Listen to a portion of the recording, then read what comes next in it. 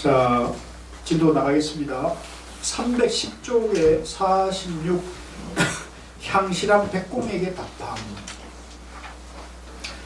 여기가 이제 꿈 얘기가 나와요. 그래서 앞에도 꿈 얘기가 나오지만 여기가 꿈 얘기가 아주 자세하고 대스님의 당신의 공부 얘기도 나오기 때문에 굉장히 중요한 대목입니다. 보인 편지에 깨달음과 깨닫지 못하 꿈과 생시가 하나인가라고 물었습니다. 이제 이 질문하신 그 향신왕이 공부가 상당히 좀 깊었던 것 같아요. 우리도 이런 질문 할 수 있잖아요. 깨달음과 못 깨달음, 꿈과 현실이 하나입니까? 이렇게 물었던 거죠. 이것은 한 조각의 인연입니다. 이제 하나라는 얘기입니다. 연기죠, 연기.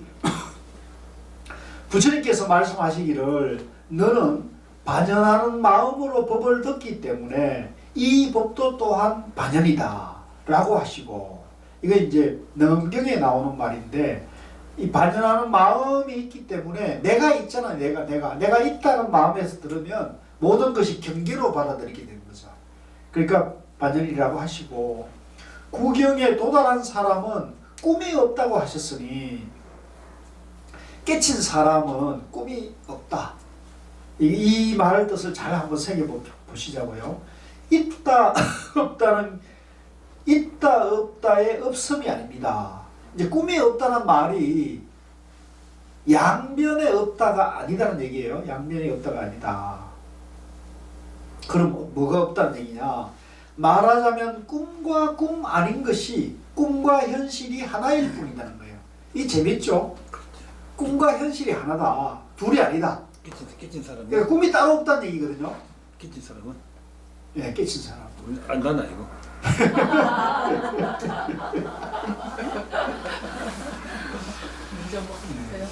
예리하십니다.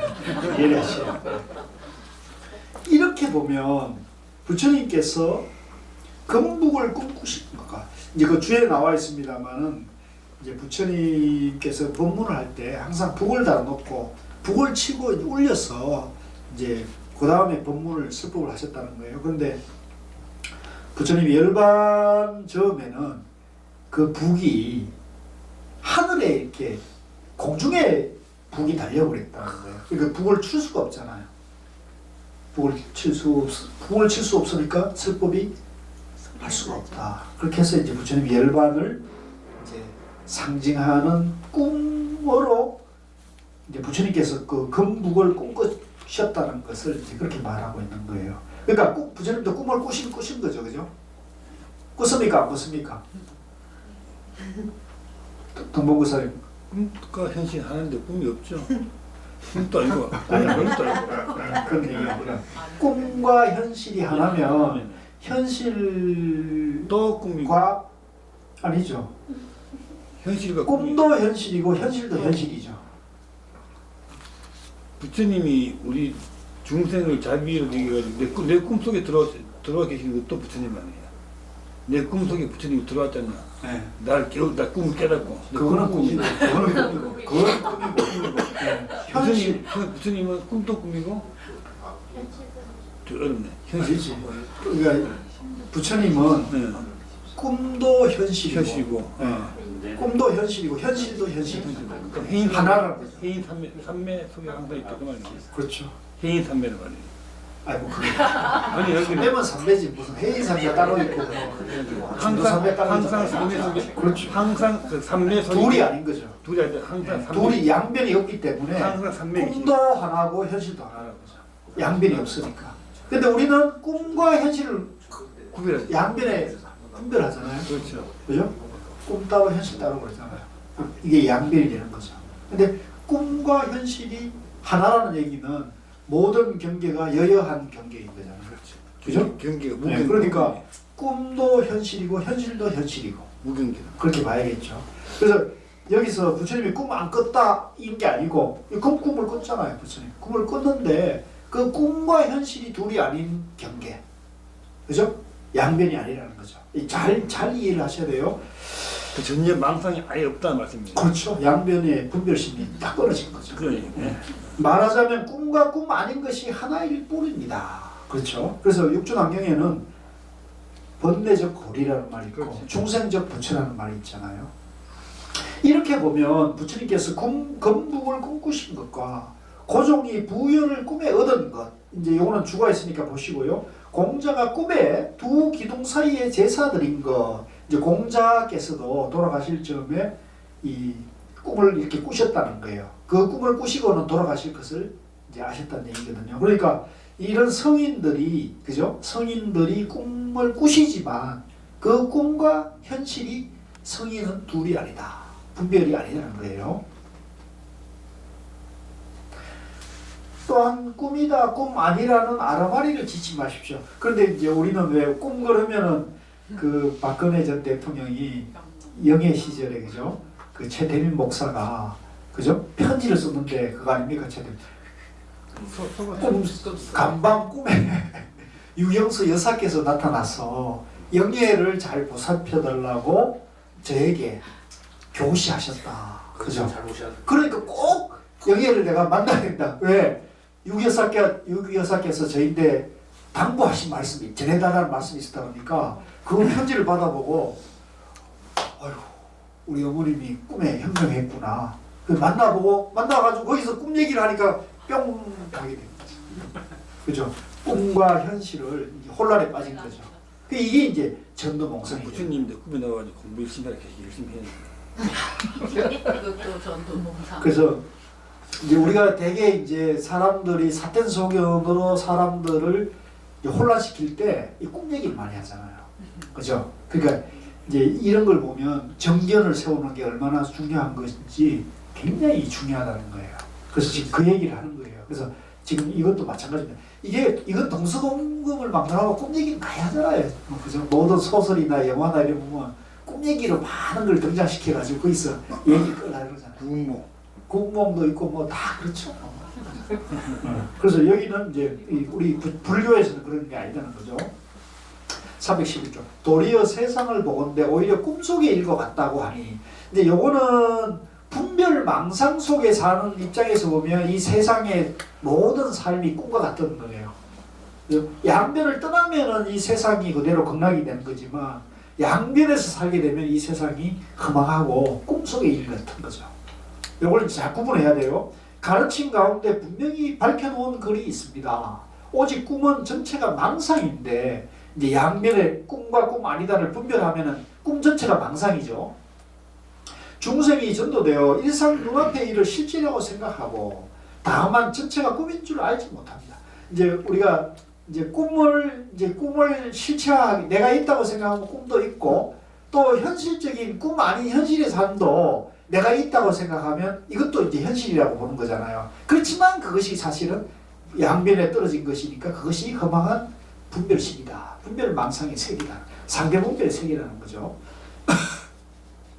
그 가운데 다시 허망한 분별심을 내어 망상심으로 생각을 묶어서 분별심이 어지럽게 나는 것은 실제의 꿈이라고 생각합니다. 다만 이것은 꿈속에서 꿈을 얘기하는 것이며, 그러니까 우리가 분별 망상 속에 사는 사람은 분별 망상의 현실이 그대로 꿈의 세계고 허망한 분별의 세계인데 그 사람이 또 꿈에서 또 분별 망상을 일으키니까 꿈속의 꿈이라는 거죠. 이해되죠? 그러니까 이게 양변에서 아르마리로 사느냐 정견으로 중도 정견으로 사느냐 그 차이라는 거죠. 그러므로 부처님께서 대자비와 높아심이 간절하셔서 다 일체 세계 모든 알리페에 들어가셔서 하나하나의 먼지 가운데 몽자재의 본문으로 세계의 수많은 중생이 사텐 선정에 머무는 것을 깨우치셔서 바른 선정의 세계에 들어가게 하셨습니다. 이것은 역시 전도된 중생에게 널리 눈앞에 실제 있는 경계를 알리페로 삼아 하여금 꿈과 꿈 아님이 다 환상이라는 것, 실제 꿈이 실제이며 전체 꿈이 실제이며 전체 실제가 꿈이라서 가질 수도 없고 버릴 수도 없다는 것을 깨닫게 함을 보인 것입니다. 자, 이거는 이제 한마디로 말하면요, 실제와 꿈은 전부 연기현상이잖아요. 실제도 연기고 꿈도 연기니까 전부 이게 하나인 거잖아요. 그죠? 이게 하나인 것이지 이게 차별이 있을 수 없다. 깨달은 사람은 꿈이 없다는 뜻이 이와 같을 거예요. 이제 깨달은 사람은 꿈과 현실이 둘이 아니니까 다 연기니까 그것이 이제 꿈과 현실이 다른 게 아니다. 꿈이 그대로 현실이고 현실이 그대로 현실인 거죠. 예, 맞습니다. 그래서 혹시 이제 우리가 좀 공부가 이제 되고 있는 분들이 이제 꿈에 사실 화두가 잘 되는 사람 꿈이 이제 별로 없어요.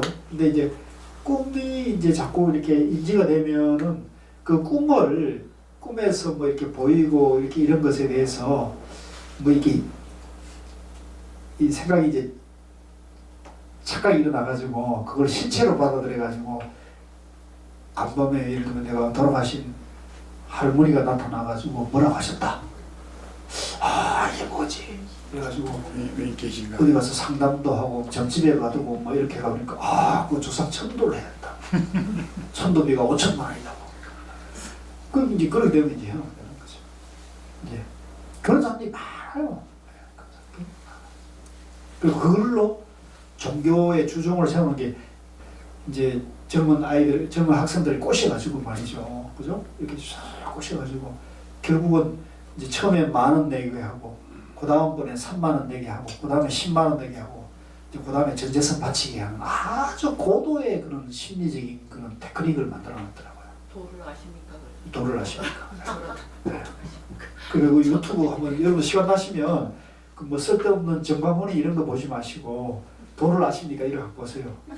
그 도를 아십니까? 잠입 취재기 이런 게 유튜브에 나와 있어요. 요즘 유튜브가 뭐 웬만한 걸 다 분석해놨어요. 그 몰카를 갖고 들어가가지고 이제 그 사람들이 꿰이는 대로 이렇게 하는 게 나오거든요.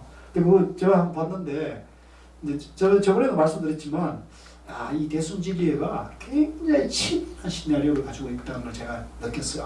이거 정신이 이제 깨어있지 않은 사람은 정말 호가겠구나, 다 넘어가겠구나 생각이 재산 다 갖다. 예, 재산 다 같이. 그러니까 그 재산 다 갖다 바치게끔 만들어 놨더라고요. 야, 내가 그걸 보면서 이 현대세 이 게임 시대에도 진짜 이 무서운 사람들이 많구나. 그 보이시피싱도 그죠? 다 그냥 당하잖아. 그뭐 1년에 몇 조씩 뺏긴다 그러잖아.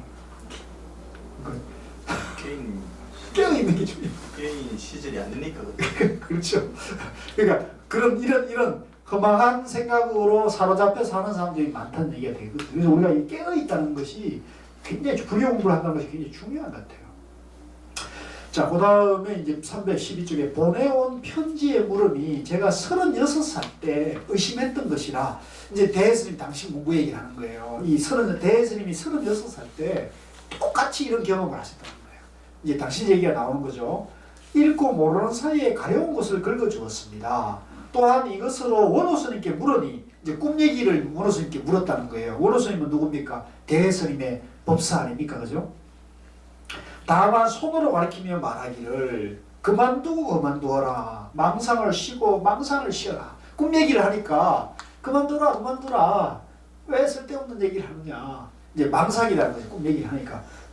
제가 다시 말하기를 이제 이때는 대스님이 그걸 망상이라고 꿈을 망상이라고 생각하지 못했던 거죠.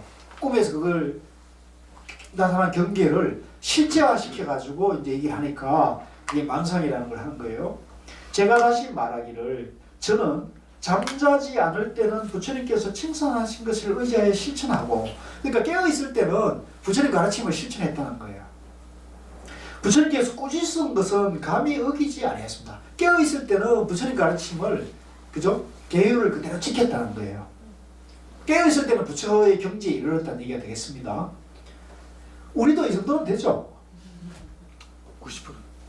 왜 반응이 왜 이래요? 90%. 전문반 정도면 이 정도는 되는 거 아닙니까? 깨어있을 때는 이게 되는 거 아닙니까? 자기가 된다고 생각하면 되는 게 아닌가. 아 그래요? 말 조심 해야 되겠습니다. 어디 좀 갔다 왔더니 분위기가 좀 바뀌었네 그 사이에.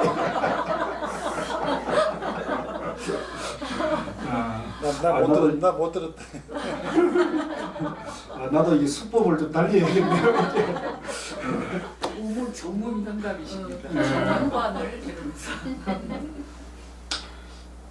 그래서 종전에 의지하던 스승과 스스로 공부해서 얻은 자질구레한 것도 깨어있을 때는 모든 걸 수행했습니다.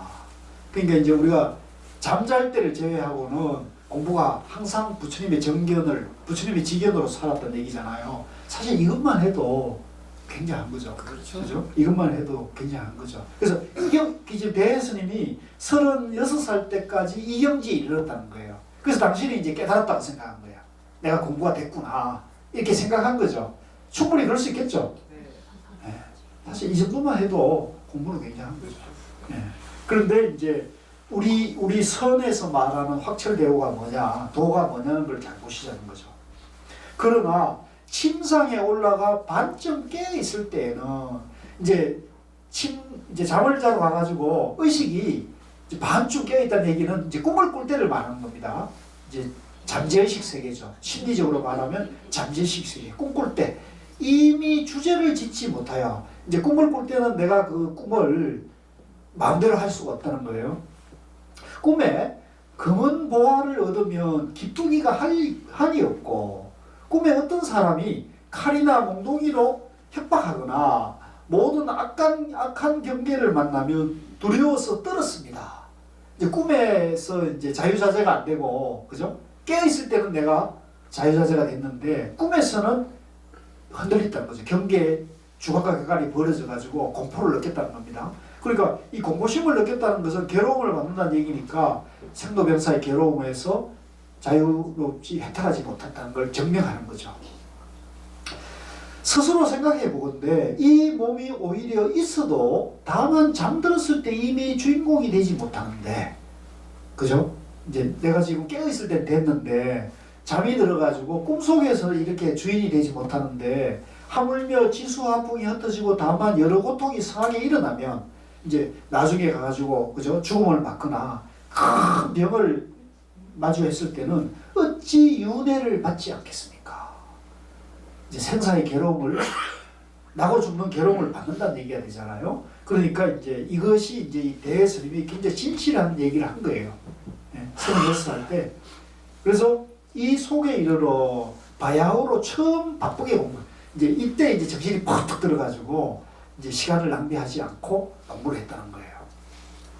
자, 밑으로 내려가지고 선사가 또 말하기를, 원로 스님이 또 말하기를, 내가 말한 허다한 망상이 끊어지는 때를 기다려야 너는 저절로 자나깨나 한결같은 곳에 이를 것이다. 그러니까 이제 네가 지금 그 허망한 경계, 그 꿈속의 허망한 경계, 이게 저절로 쉬어지고, 그것이 쉬어지면은 저절로 오메 이르라는 경계에 이를 것이라는 거죠. 오메 이르는 게 이제 자나깨나 공부가 되는 경지를 말하죠. 이게 이제 우리 조사선, 가나선에서는 반드시 확철대오를 하려면 화두가 자나깨나 되는가, 이게 관문이라는 거예요. 그래서 어떤 사람은 이걸 가지고요, 꽤 불교 집안에 유명한 사람인데, 이 자나깨나 공부가 된다는 얘기를 도가에서 나오는 말이기 때문에 이거는 부처님 가르침하고는 다르다, 이렇게 막 공공연히 글을 쓰고 그러더라고요. 그래서 내가 하도 어이가 없어서 내가 이걸 가지고 반박을 좀 할까 그러다가 시간이 없어가지고 내가 넘어갔는데, 오늘은 이제 유튜브로 좀 반박을 해가지고 이렇게 해놓으면 이제 그거 다 엉터리예요. 그거는 이런 가나선의 종장인 대종고 스님이 바로 자나깨나 한결같은 경지에 이르랬다는 얘기를 하잖아요. 처음 듣고는 못 믿었어. 그러니까 이런 얘기를 들었을 때 믿음이 와요? 처음 듣는 얘기니까 의심이 생기는 거죠. 그죠? 그러니까 아까 그런 글을 쓴 사람도 못 믿으니까 그런 의심을 짓는 거예요. 그래갖고 도가에서 주장하는 것 같다, 이렇게 얘기를 한다는 거죠. 그러니까 이제 매일 내가 돌아보니 자고 깨는 것이 분명히 두 조각이었습니다. 그러니까 깨어났을 때와 잠자는 것은 양면이었다는 거죠. 그죠? 그러니까 이건 본인이 솔직하게 자기 그 안목이 선 거죠. 정견이 이제 선 거죠. 어떻게 감히 큰 입을 열어서 선을 말할 수 있겠습니까? 내가 공부가 이런데 어떻게 내가 감히 선 얘기를 하겠습니까? 이제 스스로 양심이 지금 이제 자기를 돌아보기 때문에, 오직 부처님께서 말씀하신 자나깨나 한결같다는 것이 이제 오메이려잖아요. 오메이려. 거짓말이라면 나의 이 병을 제거할 필요가 없겠지만, 부처님 말씀이 과연 사람을 속이지 않는다면 이는 내가 통달하지 못한 것이라고 생각했습니다. 그러니까 부처님 말씀을 믿어야지 내가 이 경계를 체험하지 못했다 해가지고 내가 체험하지 못한 경계를 옳다고 여기면 내가 부처님 가르침을 따라갈 수가 없겠죠. 그 경지에 이룰 수가 없는 거죠. 그러니까 이것이 이제 진실한 수행자의 도인 거예요. 이게 이제 대스님이 확철대오로 나아가는 중요한 포인트가 되는 거예요. 뒤에 선사가 모든 부처님의 출신처에 따뜻한 바람이 남쪽에서 불어온다고 한 말을 듣고 호련히 가슴에 막힌 물건을 내려놓고서야 바야흐로 부처님의 말씀이 참된 말씀이며 진실한 말씀이며 한결같은 말씀이며 속이지 않는 말씀이며 거짓 없는 말씀이며 사람을 속이지 않는 참다운 대잡이라 몸을 가루로 만들어 목숨을 없애도 갚을 수 없음을 알았습니다. 이제 이 깨닫고 보니까 이제 부처님이 자나깨나 이러한 경지를 말씀해 주신 그 경지가 그죠? 그 가르침이 너무나 그죠? 고귀한 말씀이라는 얘기를 이렇게 찬탄을 하시는 거예요. 그래서 심지어는 당신의 육신을 가루로 맷돌로 갈아가지고 이것을 공양하더라도 아까운 것이 아니다는 그런 가치를 이제 말씀하고 계신 거예요. 저는 이 대목을 이럴 때 막 섬뜩하더라고요.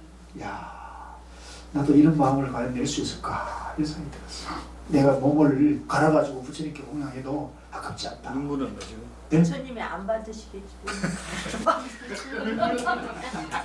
좀 공부가 좀 되신 줄 알았더니 난리가 올라갔다. 319 괜히 또 양변에 또 떨어져가지고 315 가슴에 막힌 물건을 이미 제거하고 바야흐로 꿈꿀 때가 문득 깨어있을 때이며 깨어있을 때가 꿈꿀 때임을 알아서 이게 이제 그죠? 몽중이래가 되는 거고 오매이래가 되는 거죠. 근데 우리는 여기서 이제 삐끗을 하면은 꿈꿀 때의 경계와 내가 이 깨어있을 때의 경계가 다르다고 이렇게 양면의 이분법에 떨어지게 되네요. 부처님께서 말씀하신 자나깨나 한결같다는 말씀을 바야흐로 알게 되었습니다. 굉장히 중요한 거예요. 이게 이 조사선 가선에서의 이 관문이에요. 그래서 이까지 공부가 안 된 사람이 깨달았다는 사람이 많아요, 적어요? 지금 뭐 유튜브에 보면요, 희한한 사람들이 많이 나타나서 자기가 공부가 끝났다. 제자 중에 한 명 보살님이 계시는 분 보시잖아요. 우리 공부하는 사람도 있었죠. 네, 그렇죠. 계시면 제자가 아니에요, 제자가. 제자 아닙니까? 난 그런 제자 본 적이 없는데 본인이 어디서 깨쳐가 와가지고 제자가 되겠다고 그러시길래 제자지. 나는 그런 제자는 없습니다. 네. 제가 아직 못 깨치는데 내가 제자를 형편이 됩니까? 이러한 도리는 끌어내어 사람에게 보여줄 수도 없고 말해줄 수도 없는 것이니 꿈속 경계를 취할 수도 없고 버릴 수도 없는 것 같습니다. 그렇죠. 이게 실체가 없는 거니까 꿈속의 경계가 실체가 없는 거니까 이걸 취할 수도 버릴 수도 없는 거죠, 당연히. 그러니까 이런 것은 말로서 이거를 얘기하실 수 없는 거예요. 바다분이 저에게 묻기를 깨닫기 이전과 깨닫는 이후에 다른 점이 있습니까? 다른 점이 없습니까? 하시니 저도 모르게 실제에 의거하여 말씀드립니다. 보내온 편지를 자세히 보니 글자마다 지극한 정성이 들어있어서 선을 질문하는 것이 아니며 또한 현란함을 보이지 않았기 때문에 옛날 의심하던 것으로 말씀드림을 면하지 못합니다. 원컨대 거사께서는 시험삼아 넌저시 요거 믿을 것입시오. 굉장히 저는 중요한 말 같아요. 모든 있는 것을 비우되 간절히 모든 없는 것을 실제로 삼지 말기를 바랍니다. 이게 무슨 말일까요? 네? 연기 또 중도 아닐까요? 그죠? 예, 중도 연기를 말하는 거죠. 그 부처님 깨달음이 중도 연기를 말하는 거예요. 그죠? 있다, 없다, 그죠? 있다, 없다 양면에 머물지 말라는 얘기잖아요, 그죠? 그래서 이분법적 상대분별에서 중도를 바라보라는 얘기죠. 그런 방거사의 말을 끌어오십시오. 먼저 눈앞에 일상경계가 꿈이라는 생각을 한 뒤에 도리어 꿈 가운데의 일을 가지고 눈앞에 끌어오면 부처님의 건복 꿈과 고종의 부여를 얻은 꿈, 공자의 두기둥 사이에 제사 지낼 꿈이 결탁 꿈이 아닐 것입니다. 예, 그런 경지에 가게 되면 그죠? 그것이 꿈이 아니고 바로 그것이 현실이다 이런 거죠. 자, 그 다음에 317쪽으로 가가지고요. 47 진교수 부경영의 답판. 이 도의 적막함이 오늘보다 더 심한 때가 없었습니다. 이제 아마 대스님이 당시 시대 상황에서 이제 선이 이제 굉장히 이제 위기를 맞고 있다고 지금 보셨던 것 같아요. 삿된 스승의 슬법이 악자치를 풀처럼 많고, 이제 막 삿된 선지식들은 우죽순처럼 많고, 각기 스스로 말하기를 위 없는 도를 얻었다고 하며 함께 그릇된 주장을 부러지시며 어리석은 범부를 현혹하고 있습니다. 뭐 이거는 대스님 같은 그런 대종장이 계실 때도 그랬고, 지금은 뭐 더 말할 것도 없죠. 사실은 지금은 더 하죠. 그런 까닭에 제가 항상 여기에 이를 가라 목숨을 아끼지 않고 부지하고자 하며, 그러니까 이제 이렇기 때문에 제가 제 목숨이나 제 안위를 욕먹는 것을 두려워하지 않고, 그죠? 밝은 종자로 하여금 우리 집안에 법문사가 있음을 알게 하여, 저는 이 말이 참 막 가슴에 많이 와닿는 건데요. 이제 우리가 이 지금 이 화두선을 하고 있는 이 우리 집안에 본문사, 본래 성불에 그 가치가 있다는 것을 전해야 한다는 거죠. 알려야 한다는 거죠. 잘못된 견해에 건물에 떨어지지 않게 하겠습니다. 잘못된 견해라는 것은 우리가 본래 부처라는 것을 부정하는, 그죠? 그걸 말하는 겁니다. 만일 중생계 가운데서 부처님 종자가 끊어지지 않는다면 역시 부처님의 음덕을 헛되이 받던 것이 아닐 것입니다. 이제 우리가 이 법을 이제 바르게 전승하려면 이 본래 성불의 가르침을 이제 끊어지지 않게 전해야 한다는 얘기입니다. 이른바 이 깊은 마음을 가지고 모든 중생을 받드는 일이 이제 본래 성불의, 그죠? 사상, 정신을 가지고 일체 중생을, 그죠? 이익되게 이롭게 하는 일이 부처님 은혜에 보답되는 것입니다. 그러나 이 또한 때를 알지 못하고 영향을 헤아리지 못하는 일입니다. 이제 이 말은 이제 참 지금 그럼에도 불구하고 이 상황이 굉장히 어렵다, 이런 얘기입니다. 당신은 이미 그 가운데 사람이라 그 가운데 일을 말하지 않을 수 없었으므로 스스로 알지 못하는 사이에 여기에 이르렀을 뿐입니다.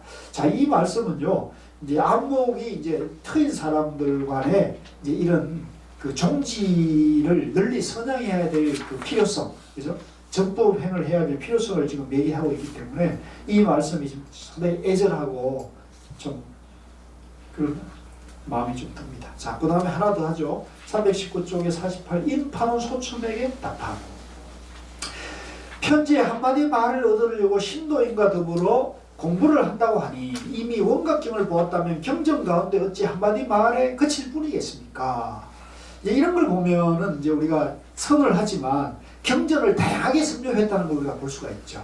그죠?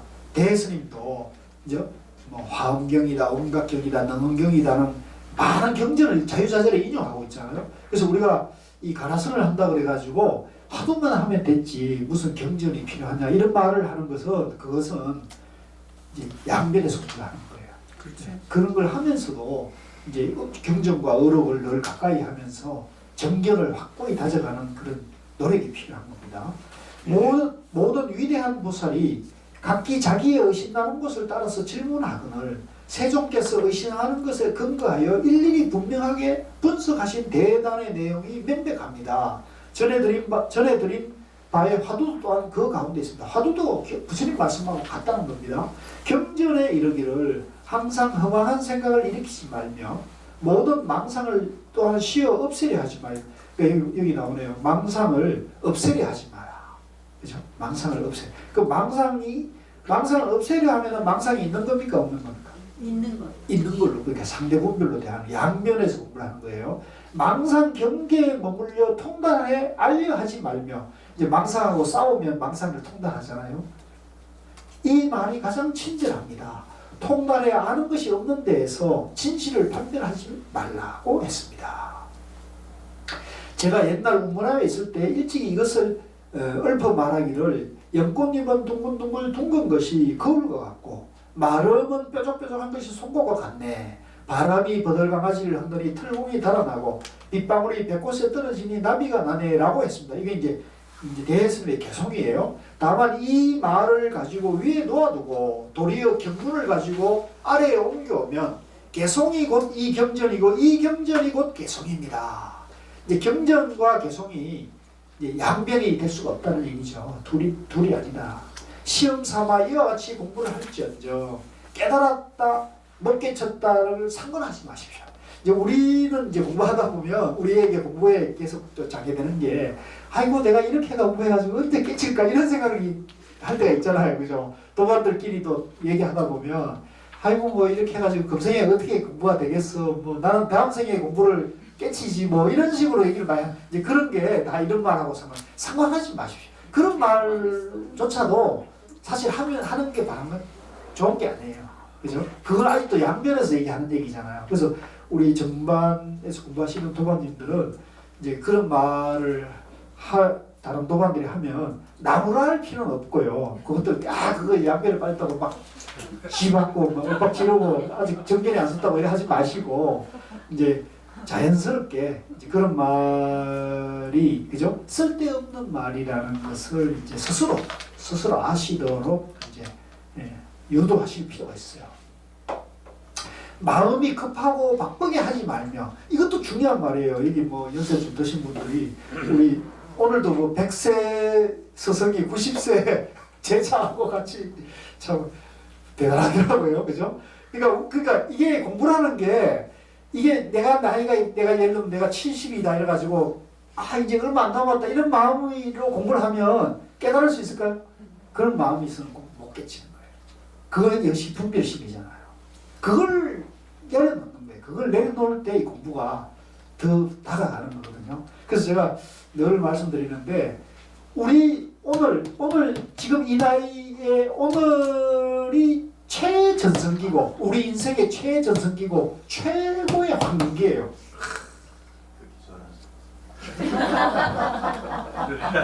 네. 무슨 20대 꽃다운 청춘 이거는 다 허망한 분별이에요. 그때도 최전성기고 지금도 최전성기예요. 아시겠죠?